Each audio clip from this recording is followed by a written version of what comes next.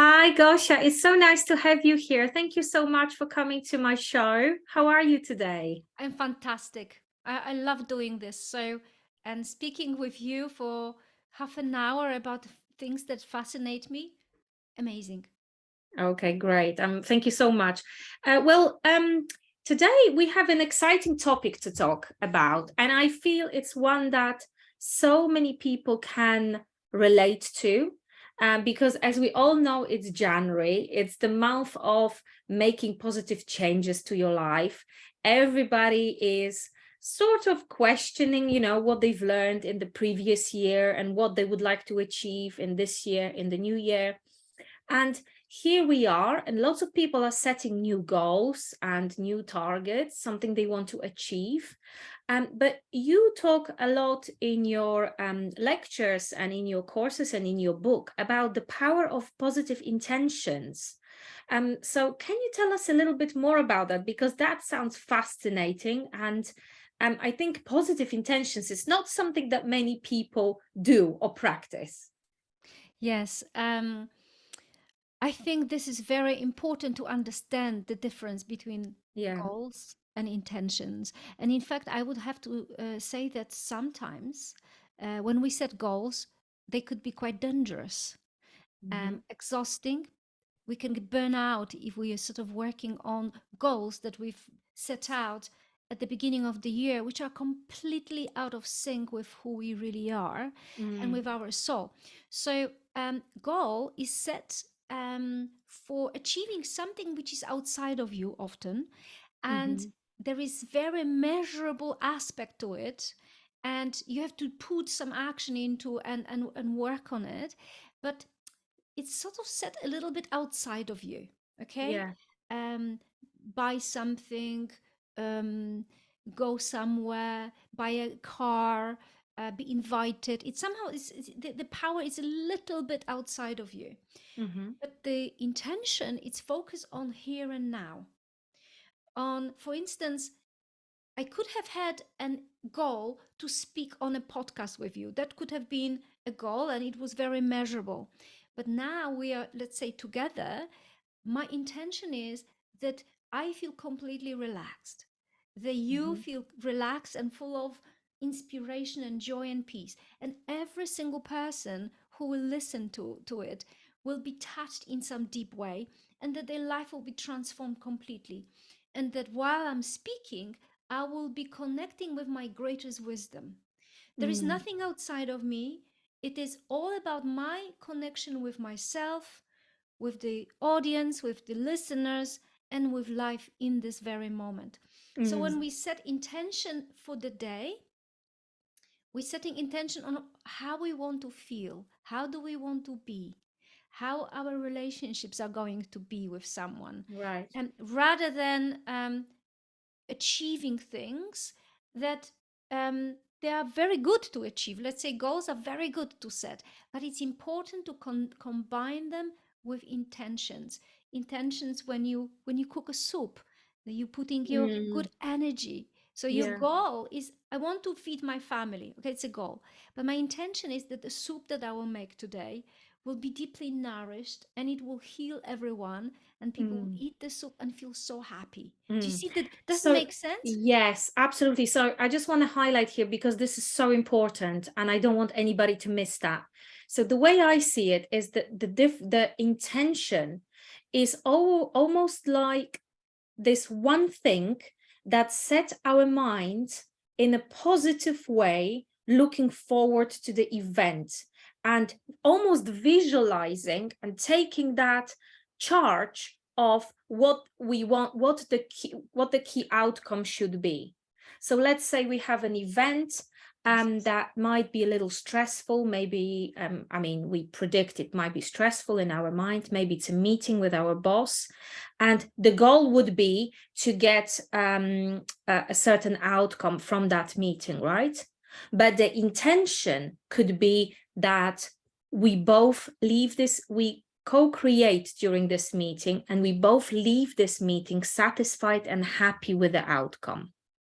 So when we go into the meeting with that intention in mind, we almost creating the end result by having the positive attitude towards what we really want. Have Yes. I explained that well? You explained it beautifully, and in fact, I remembered one very fascinating story. So I had a client who wanted to get a specific job.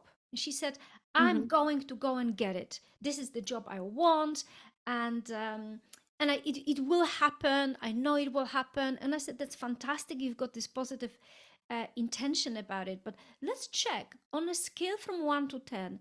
How appropriate is it? Let's use our intuition for you to get this job."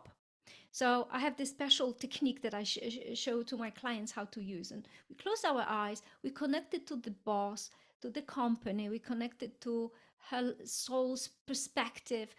And the number came out, I think it was about 6 out of 10. So it wasn't 10 out of 10, it was very low, because things are good when it's like 7 out of 10 or 8 out of 10, Mhm. 10 out of 10. So she Yeah. said, "Well, what do I do? I have the interview now." And I said to her, "How would you want to feel while you're there?" And she said, "Actually, I want to be, in this case, if it's not the best for me, I want to feel totally relaxed. I want to feel totally peaceful. I want to feel happy. And I want them to get something from me, something useful." Mhm. She said, "I've done a lot of research on this company. I know what they're doing wrong." And I said, "Well, why don't you share something with them, which will be very helpful?" So, anyway, she went to the meeting. It was the third interview. So, it wasn't the Yeah. first, it was third. There was three people there. I think one of them was the director. She was so deeply and completely relaxed. And she said, "By the way, guys, I have a little suggestion for you." And she sort of made some suggestions. They Mm. made a note of it. And they said, "Do you mind if we just come back to you in a moment?" So she went for a cup of tea. They met again, and they said, "We've discussed here with our board, and we so love who you are. You are so great, and we don't want to offer you this job because it's not good for you. We want to offer you something completely different." She earned twice as much money, a lot more responsible, a little bit scary, but Mm. they saw her greatness. They saw how powerful she Mm. is. She Proactive in proactive, her and she was approach. in her leadership. But Mm. she's, you see, if she went ahead with the previous plan, "I want to get this bloody job," okay, and she pushed, if she got this, she probably wouldn't be fulfilled, satisfied, and she would maybe leave, or they would fire her in the next few Mm. months. Mm. But because, for number one, she set an intention: "I want to be peaceful, I want to be relaxed, I want there to be win-win for both, me and them," and Mm. she used intuition. That's when her um, life has changed for the better. So you see, Yeah. this is a beautiful example, and you've explained it beautifully. So remember, whenever you start anything, whether it's your day, your month, your year, you're going to a date, you're going for an interview or whatever, set intention of how you want to feel when you're there, and for the best thing happen for everyone involved, because it may not be the best job for you Exactly, which is or the often best what we man. forget about, right? And Yes. here we come to the next point, which is again really crucial for people to understand. It's the goals we set. So we all set goals on regular basis. There could be professional goals, personal goals, family goals, you name it. But what is the difference? I believe in your book and in some of the lectures as well you were talking about the difference between the goals that come from your soul and the goals that come from your ego. Can you elaborate a little bit more on that, Yes, I'm please? so excited about it. And that's why I always talk about it at the beginning of the year in my January courses. Mm. So a goal that comes from your soul, and it is more related to what you came here to do on this planet. So let's just say that since you were very young, you wanted to sing, and you constantly sang, or you wanted to draw, and you drew a lot of things, and then somehow things life became busy, and you stopped singing and Yeah, painting, right? yeah. And there was something always missing. Yeah. And one day you sort of sit and you meditate, or you walk, and or someone invites you somewhere, and you go, oh my god, that was so beautiful, this exhibition, I want to paint again. Okay, Yes, because exactly. I knew that I always wanted to paint, and you start painting, and okay, and then suddenly in January you think, how would it be if I open my own exhibition? Yes, I want to do a little exhibition. You see, it becomes a goal, Hmm. and and it is joyful. It's exciting. If you're connected to your intuition, it flows more easily. But Yeah. let's say you've never painted. You don't have you don't have um, any talent in it, or even interest, and you see someone else started painting, and you go, well, Yes. if John is painting, I also want to start painting. Okay, Yeah. you go to the So class. let's just, that's the goal set from ego, right? Yes, that's right. That's the That's one. right. Yeah. Exactly. So the quality of a goal that comes from the ego, it's set around the energy. I should do this. I must. I ought to. Comparing yourself to others, feeling you're not good enough. You're too fat, too poor, whatever. And when the ego beats you up, and you set your intention from that, set your goal from that, then the goals that we go about achieving sometimes can exhaust us, and they become Mm. dangerous. Okay, Yeah. Oh, I see. so you or I or some one of my clients, she said, I want this man, this is the man I want. Okay, Mm. and I'm going to do everything to get him. Yeah, And actually she I made, get. she had a heartbreak, and it was really disappointing, and she got him, but actually it was the worst possible thing. But if you set a goal, or in an intention, this year I would love to meet a love of my life, and for that relationship to be peaceful, joyful, and for us to bring the best out of each other.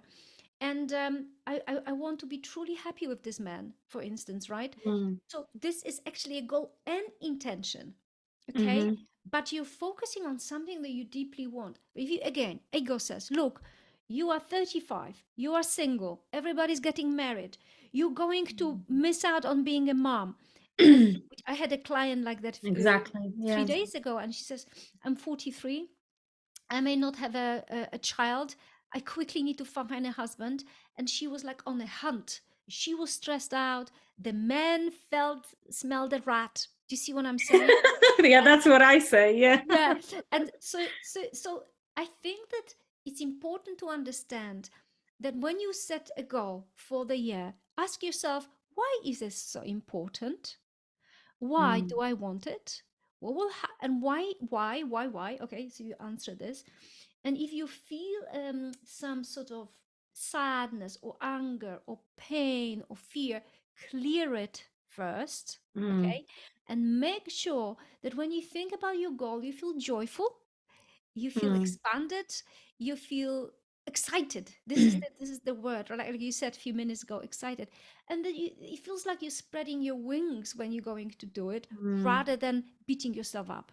And it comes naturally to you as well, even more importantly, because for me that thing is dancing, for example. So exactly, I resonate totally with what you just discussed, because ever since I was a little girl, I was going to private dancing classes. I did ballroom dancing, I did all the cha-cha, zumba, you name it. I was great at it. I enjoyed it. I even participated in some shows locally. And I was, if I wanted to go ahead with that, I could probably end up quite successful at it.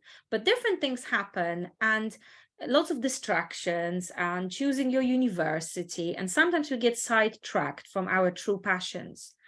And now I find that dance is what finds me itself whenever I feel joyful, is I dance. There we And go. it may make no sense to anyone who listens to this, but it's crazy, because it's like what my body wants to do, and my body just hears the music. And sometimes I make the whole house dance by putting some funny tracks, and even dressing up and dancing to it, and doing some dance routines. And it's we are so happy doing it, and I feel like I'm in my spirit totally. So now, whenever comes to New Year's resolution, I always say to myself, I need to find time to book some classes and need to find my style of a class where I dedicate my time to dancing because I love it. And for a number of different reasons, I never really get around to do it, but it's what comes naturally to me. And it's that goal, that intention, and that goal set from my soul. I'm so glad that you've given me this example because you've taken me to the next point here. Oh, great. Um, Yeah. Dancing, the fact that you want to dance, okay, it comes deeply from your soul. And this is when you're feeling Mm, joyful. And so, mm, a question that I encourage people to ask is this: if I allowed myself to have more joy in my life, what would I do? Okay. And you mm, make a list. If I allowed myself to have more joy in my life this year, what would I be doing? Okay. mm, So for you, it's dancing.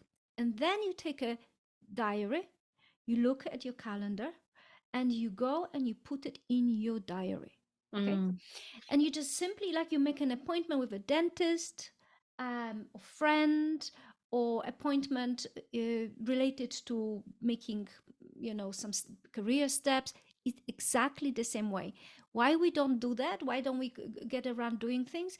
Because we don't give an importance to joy, to Yeah. fun. No, we need to clean, cook, look We after the postpone children. it. Yes, We have we the habit postpone. of postponing it. Yeah. We postponed life. Mm, We think that cooking, cleaning, looking after children, and making money is life. It's actually an addition to life. What mm, life is like when people say, now I feel so alive. You know, Ella, you know that I've worked with cancer patients for 20 years, right? And mhm, I work in a breast cancer clinic. And one of the things that I've given them as a homework is to look at things in their life that they did that drain their energy away, right. that made them feel sick even thinking about it, but they forced themselves to do it. And the homework was to do less of them or none of them. And they said to me, Gosia, I perceive I would never say this to anyone, but I perceive the cancer as a blessing. I said, why is Mm. that? And they said, because finally started doing what I want. It's a reset, isn't it? Finally started dancing. I finally started writing. Finally started taking myself away for a weekend, leaving my kids with my husband, and being with my best friends and meditating. I finally do yoga and I don't feel guilty. And Mm, so I said, so essentially, finally, you're living. yeah. And they said, yes. So let's not wait till we get sick, Yeah. brokenhearted, divorced. Do life now, So I Mm, want you to now. People will be witnessing it. yeah. Eli, I'm your witness, and every single person who will listen to this podcast, it's a witness to the statement. So tell us, what would you love to see happening in the area of dancing this year for you? Oh, um,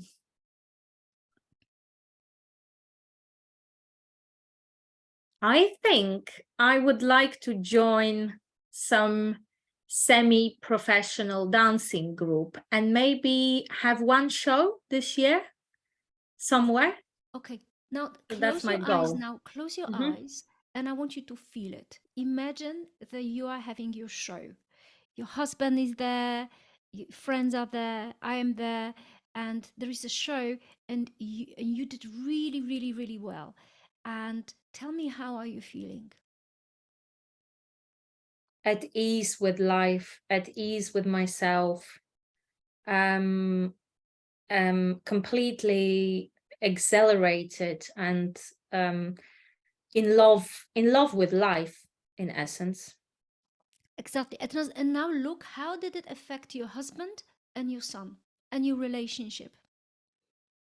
Very, very, in a very positive way, In what way? because I became a more easygoing, more relaxed, more positive, easier to be around, and not just frustrated and tired most of the time. Exactly. So great. So your future self who has taken part in this competition or the show, what advice would she give you today? Find time every week to do a bit of dancing. Brilliant. Okay, so my homework for you is that you go and you find one of those groups and you sign up. And if you don't, I'll come and find you. I bet you will, actually. Cool. Well, this was super. Thank you so much, Gosia. I want to ask a few more questions before we finish. Yes. So we covered the intentions and the huge positive power of intentions and setting them. We talked about goals, and for those goals that to be making sure they come from our soul, from our spirit. You also you work with people across the world. You've worked with thousands of people in the last 20 years, as we know. And you know, undoubtedly came across lots of limitations in them, or they identified limitations in themselves thanks to your help. And very often you mention about the fear. So the fear is what stops us from living fulfilling life. Is fear really, do most of us really suffer so much and are unable to open our wings because of fear? And what type of fear are we talking about here? Okay. First of all, I would like to show the cover of my book, The Expansion Game. I Mm-hmm. created a specific methodology on how to deal with fear. And the fears that I describe in this book, they are called expansive fears. Okay. Fears that are there to expand us.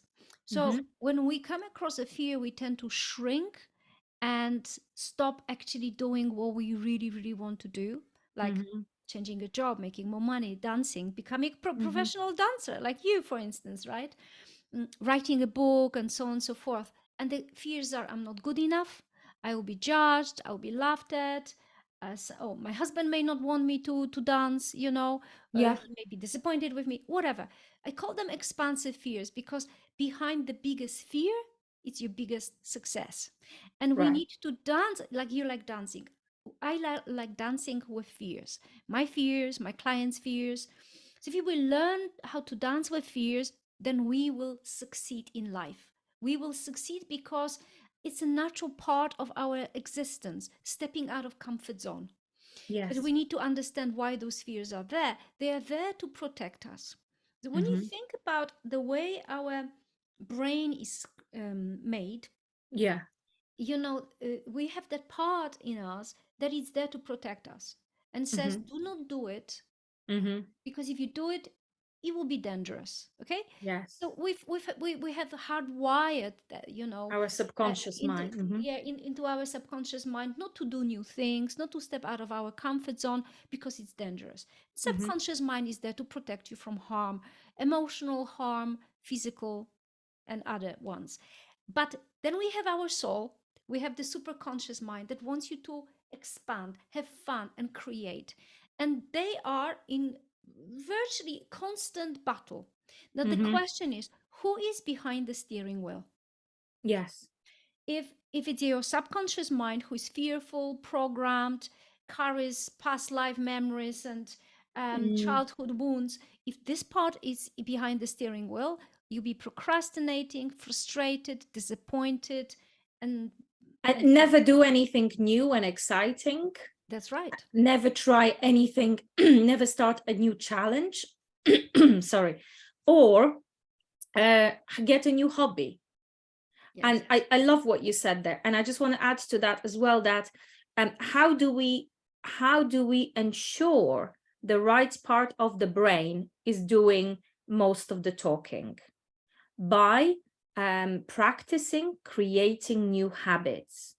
Because by creation of new habits, such as in my case dancing, for Yes. example, we are storing that memory in our subconscious mind, and that becomes part of our subconscious belief, unconscious belief, and it's a positive one.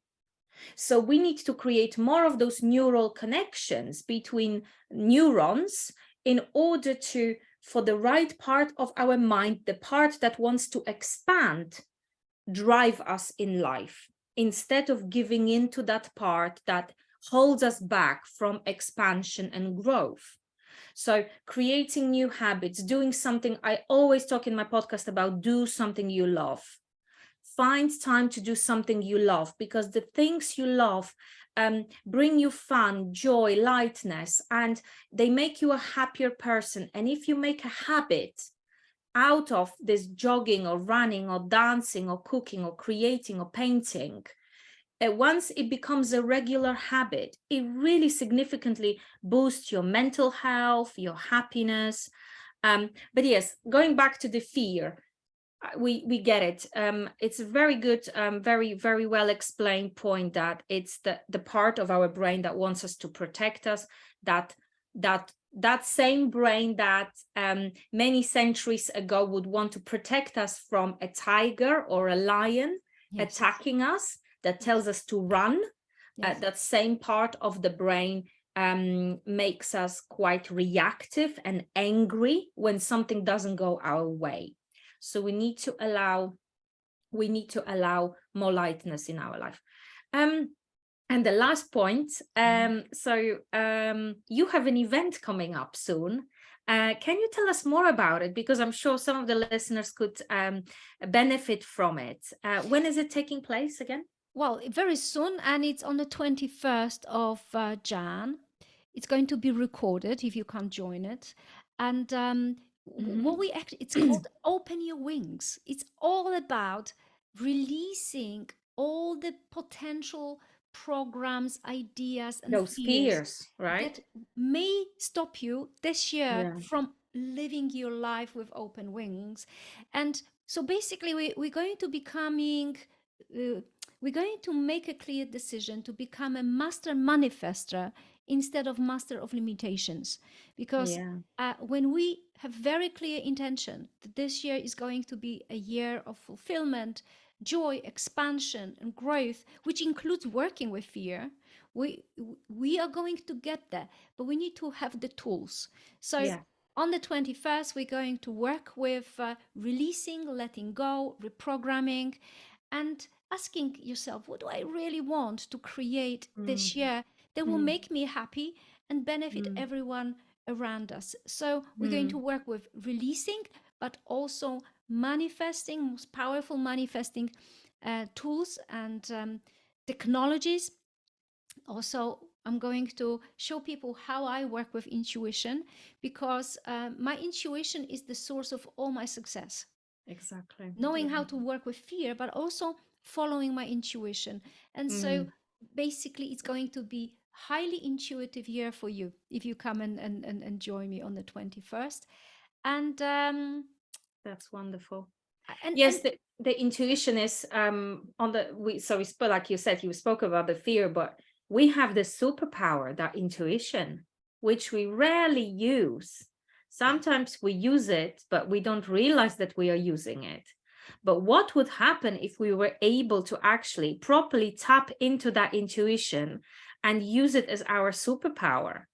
That the results would come much faster, right? yes, and in fact, when we combine intention, Mm-hmm. intuition, learning how to turn fear into success, then life is filled with miracles. Mm. It's not always easy because life is meant to have some Yes, challenges, right? that's right. Yeah. But we know how to deal with it, and it's not the end Mm. of the world when something Mm. happens. You go, then you use it to your advantage, right? Mm-hmm. You bounce back very quickly, and you basically imagine how it would be if you walked around every day with open wings. This is how my intention is, that people will feel not just on the day, but throughout the year. And in fact, maybe we could give people a taste. Yes, wonderful. Yes, so that has all been great. We will